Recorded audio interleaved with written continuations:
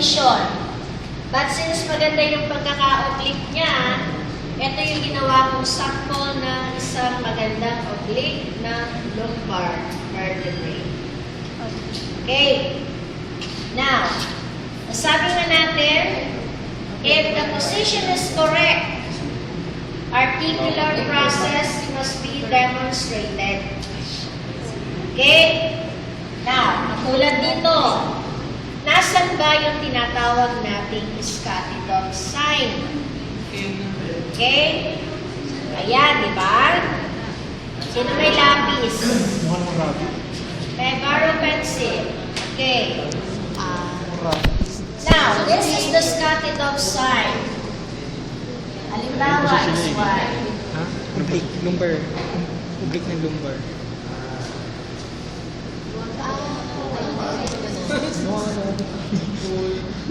That rabbit sign.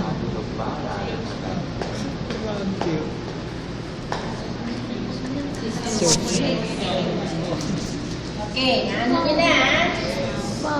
Okay. So, ito yung ating superior articular process. Ito yung inyong transverse process. Ito yung inyong pedicle. Okay? Ito yung inyong pars Articularis. interarticularis. Diba? Ito yung inyong lamina. At ito yung inyong inferior articular process. Now, yung articulation between the inferior and the superior articular process is your sygapophyseal articulation. So, yung sygapophyseal articulation natin ay ito. Yan. Yan. Ito. So, oblique nga lang may Okay? Ito. So, dito kita-kita. Okay? So, yan. Yan ang sygapophyseal articulation natin. Ito yung inferior articular, ito yung superior. So, yung articulation niyan, yan ang sygapophyseal articulation. Okay? Klaro. Hindi, so oblique lang may And of course, katulad din dito, nandito rin. So, eto yan.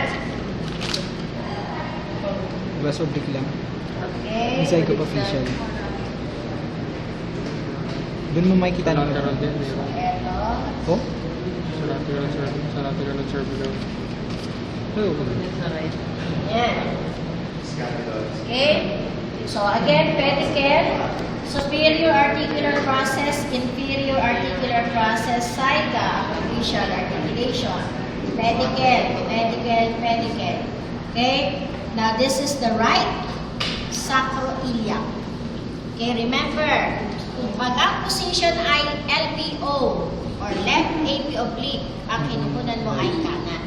Since this is a left PA oblique, ang kinukunan mo ay ang right sacroiliac joint. Okay? And of course, the sacral wing. Ito yung sacral wing mo and yung mga sacral foramina.